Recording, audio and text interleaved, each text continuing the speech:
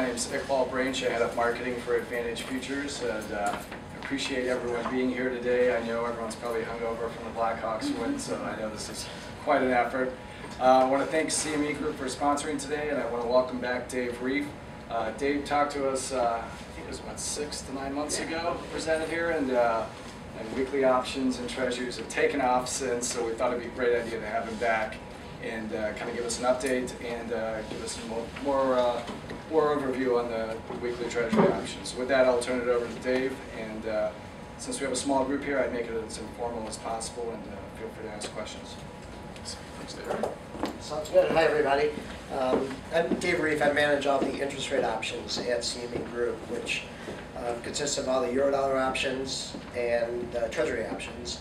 And up till recently, the Treasury options were really the only thing doing a whole lot of volume when we organized this, so that's what the focus is on today. Recently, obviously, Eurodollar options have picked up with a little bit more volatility in the market. However, weekly Treasury options have been a really good success story at CME, but if I just talked about weekly Treasury options, this would only be about a 10-minute presentation. So I figured I would talk about Treasury options in general, some of the trading techniques, and then some of the benefits of the weekly Treasury options, and also really what happens around expiration, because I think it's important for people to understand, and I think it's probably the most common questions I get around options is just really what does happen on expiration day. So we'll get into that a little bit too. Right, so first, just want to point out, and this isn't, I'm not going to sit here and read the whole slide to you. However, as we all know, we're all traders or in the markets, the volumes are really picked up. You look at the Treasury options ADV, which is that middle column, and at the time now, we're trading over 500,000 contracts a day, which is up huge over last year, up close to over 50% over last year in terms of what we were trading. So really significant increases in the options, seeing a lot of people get more involved in the options. The big thing that people don't realize is how much of these options trade on Globex electronically. People really picture interest rate options, especially, as things that just trade in the pit. But if you look at the far right column and some of the totals of the electronic, those are year-to-date totals. So when you look at the 10-year option, which is obviously the busiest option that we have, well over 50% of it is electronic now. And if you look at the 30-year bond option, that's in the 60 percentile of what trades electronically. Anecdotally, I hear now that the markets are much better on the screen than you hear in the pit. Better, deeper markets. It seems like all market makers are really involved in that. So it's definitely a viable option. The pit is still a great place to go for price discovery, but there's definitely opportunity and real good transparency on the electronic screens. So just want to show you that. So this is really just showing the trend in Treasury options in general. As I mentioned, the average daily volume is actually over 550,000. But if you look at the dotted line going up, that's the electronic percentage. So you see, as a whole, the whole Treasury complex, we're up over close to 55% of the volume is done electronically. This month alone, we've had some absolutely enormous days. We had back June 20th, so last week during the Fed meeting, we traded over 1.7 million Treasury options, which was the highest we'd ever done. The previous high was actually back in January, where we traded 1.3 million. So we dwarfed that record. But what's really interesting on that record busy day was that over 1 million of them traded on Globex.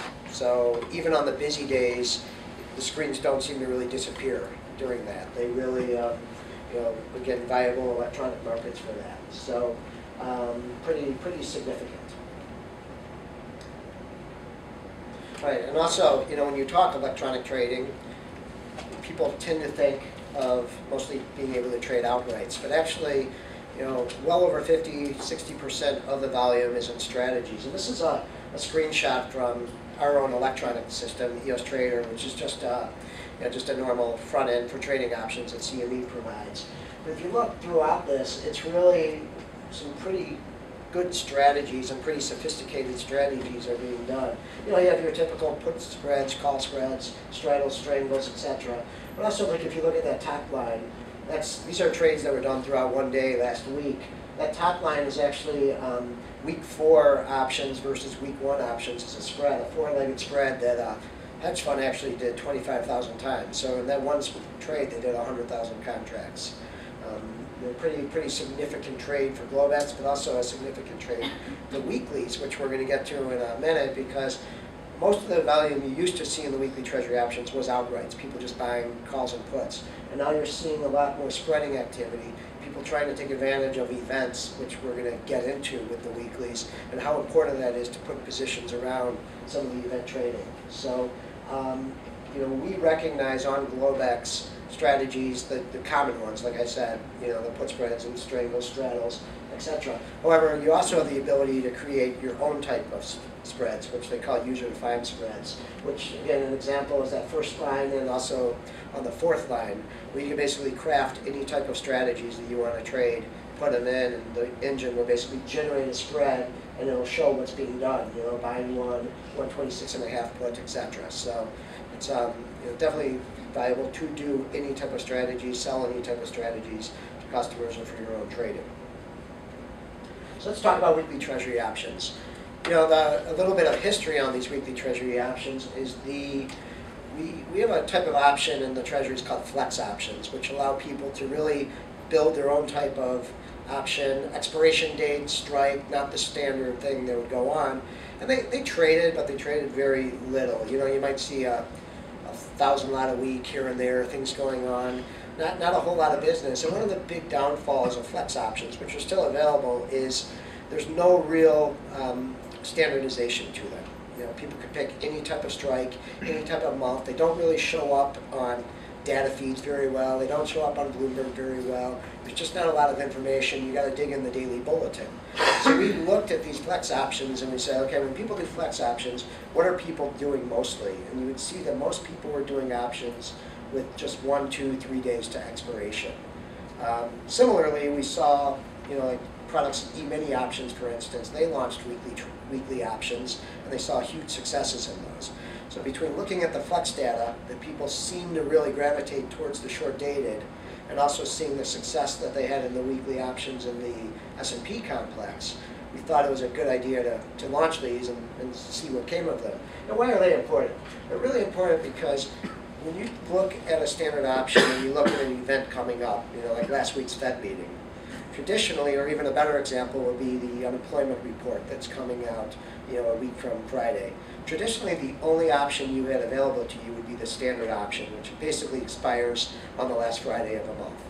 There's rules around that, but for purposes of this, we'll say they expire on the last Friday of the month. It's a lot more premium for an event that you're expecting a big movement on, such as a Fed meeting in the first week, but you had to buy an option that expires 3 weeks later.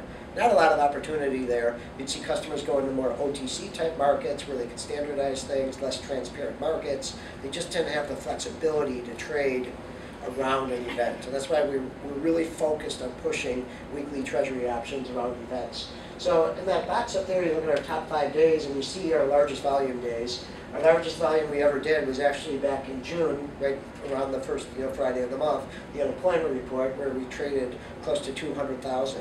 But even more interesting was that you look at the open interest in those, that they got up to a record open interest of over 300,000, which is pretty significant. I mean, personally, it's a huge amount of open interest, but it's a huge amount of open interest for something that's really only alive for a few days, because people aren't typically trading these over a long period. You look at a July option that's listed for 3 or 4 months, it has time to accumulate open interest. People are really paying attention to it.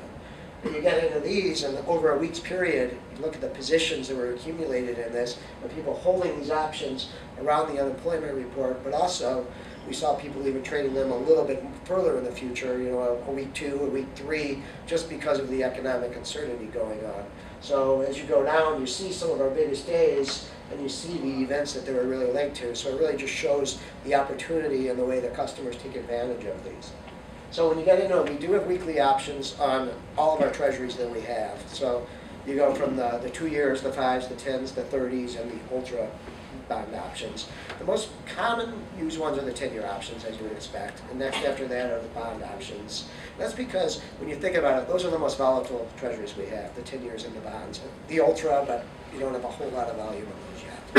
But take the 10s and the bonds, and why people like the weeklies is there's a potential to touch a lot of strikes. You get in the 2 years and the 5 years, you're not getting the volatility, you're not getting the movement that you typically get.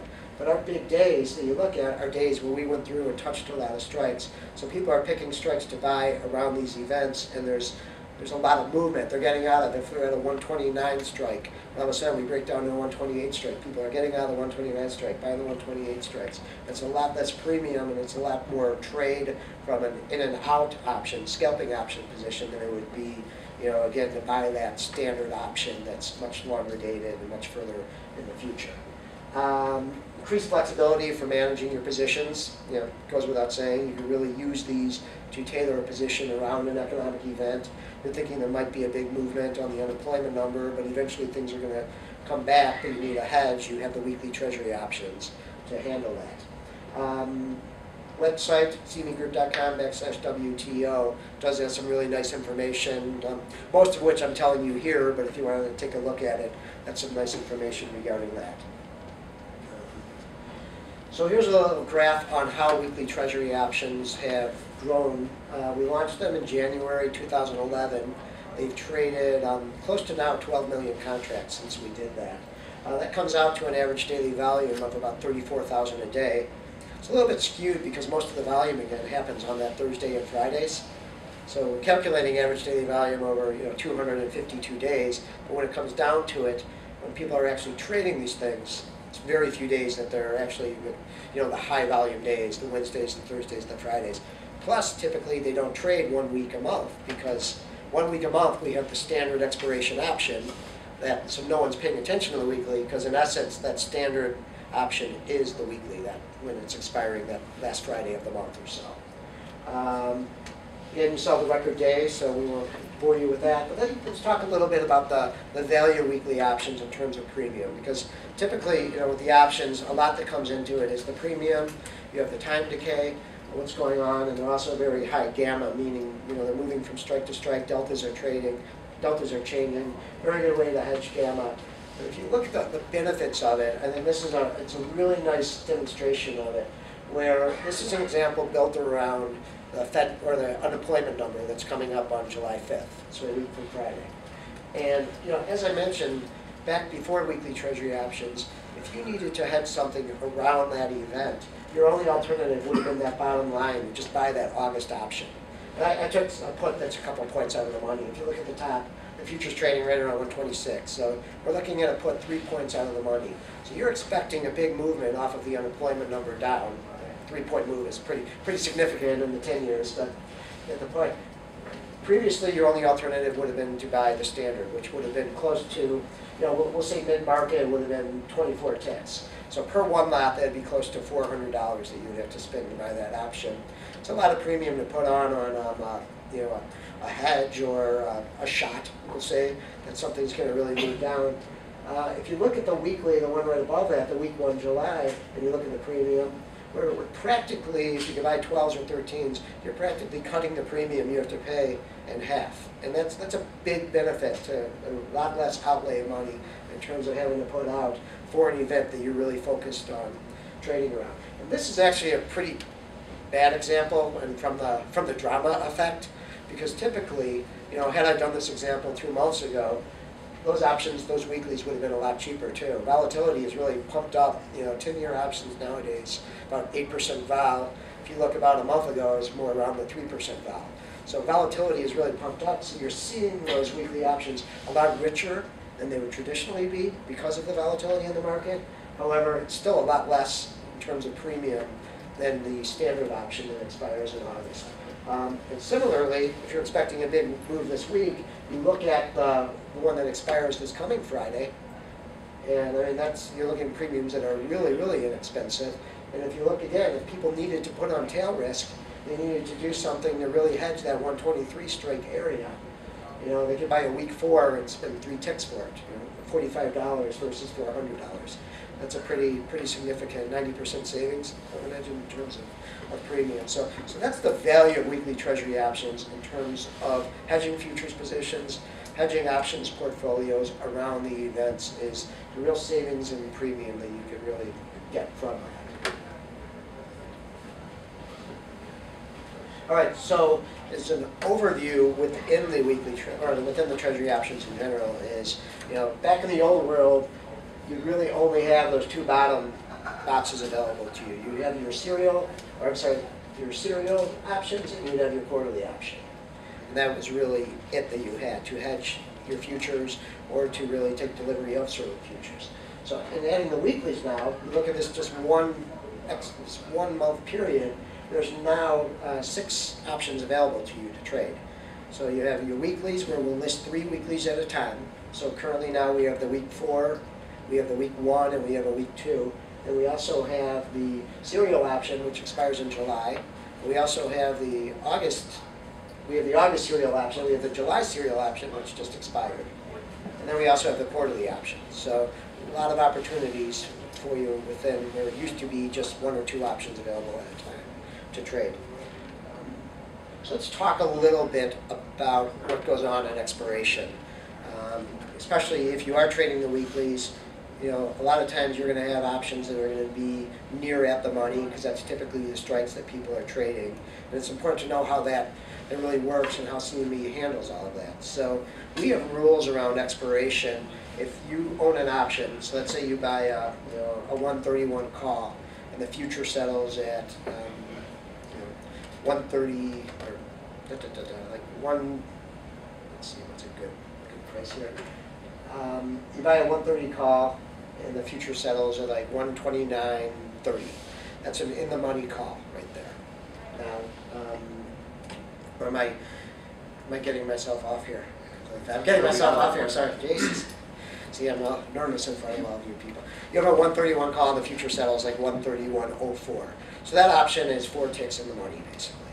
Now, the rules that CME has, if you're a buyer and the option is in the money, that's automatically exercised by CME rule.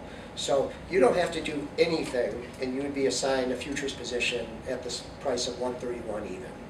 Now, similarly to that, if the future settled at 130.28, so 4 ticks out of the money, that option is considered abandoned automatically. You don't have to do anything, and nothing will happen. You won't wind up with any futures contracts or anything like that. That's if you're long an option that will do that.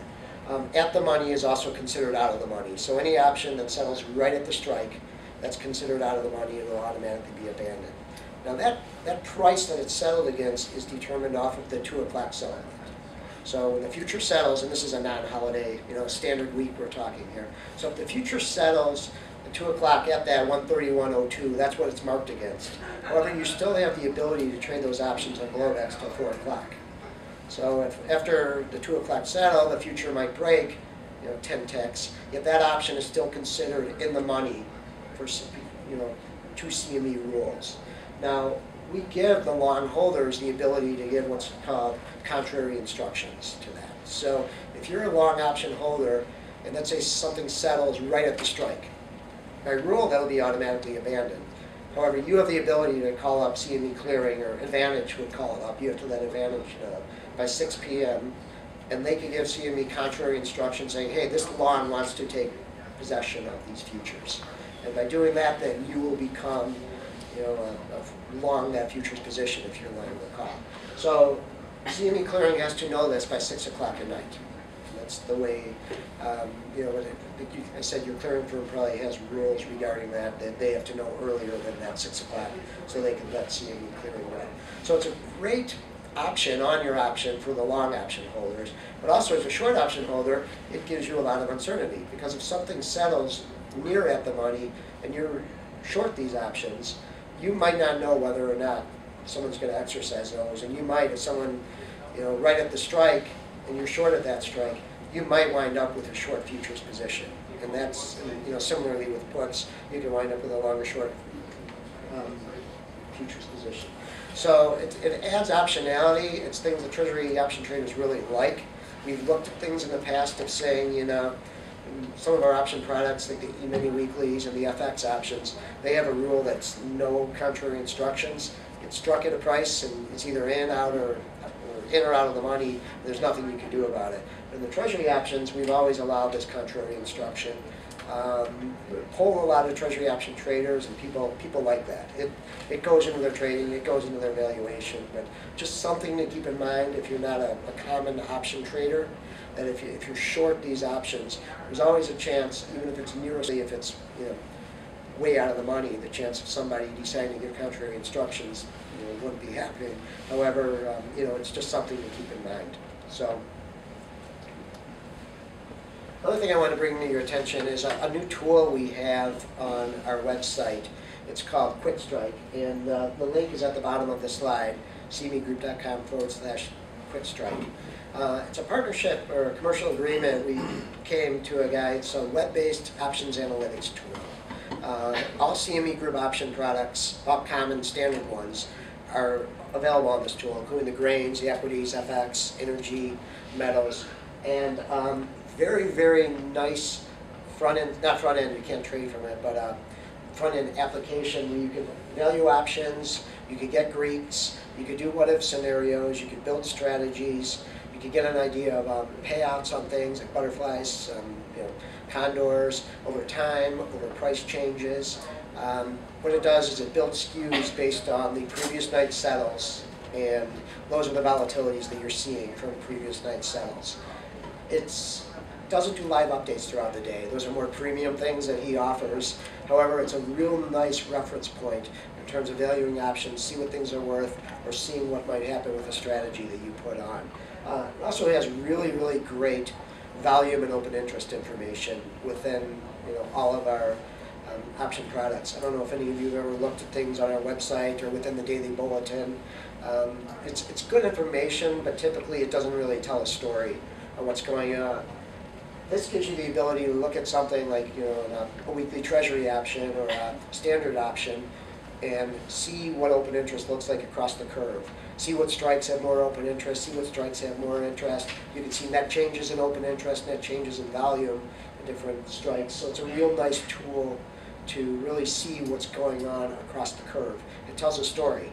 It tells where puts are more common than calls, what the bias is of the market. So I encourage you, if you're interested in this, to check out this tool. It's really nice, options analytics, and like I said, it's totally free. All you do is enter your name and email address, and you go to this and you get a password. Then finally, a couple more resources on this last slide, which I don't know, Bob, do we send around the presentation? Yeah. So the presentation will be sent around. Really nice resources on some tools, some papers, talking about some of our different option products. The QuikStrike tools there, some volume information tools, different things you can subscribe to that really give you information on the Treasury options. So I encourage you to check these out. These are pretty useful links. So with that, I hope I didn't bore you all too much, but I'll take any questions that people have. Or do you think the CME has any interest in having weekly options and other products besides interest rates and yeah, absolutely. I mean, they have them now in the ads, most of the ag products. I think in the wheat, corn, and soybeans, pretty sure they have them. They've actually picked up pretty good. The E-mini options, they definitely have the weeklies, and they also have things like end of months. I know they have them in the FX, not widely used a whole lot. And then they listed them, I know, in the energies, but they did them more like dailies, and frankly, they're little on the confusing, so I think it would be a worthwhile product. But are there other products that you've not seen them in? No. Yeah, it's the big ones are the E-minis and the Treasuries, but definitely in the ags they're picking up for sure. We're always kind of looking to see if there's other options we can list, other expirations that would make sense. And when it comes down to it, we think the Friday offers are pretty good. Each Friday is pretty good, and you can really say we want to pinpoint an FOMC meeting or something like that. But firstly, Fridays, it's not a whole lot of difference between like a Wednesday expiration and a Friday expiration. And also then you're getting into that whole standardization thing that I talked about, where FOMC meetings, different dates, different times of the year, they can be canceled technically, something happens. So options don't seem like a great idea for that, but any good ideas, we'll take them if you think they're good. So. Anything else?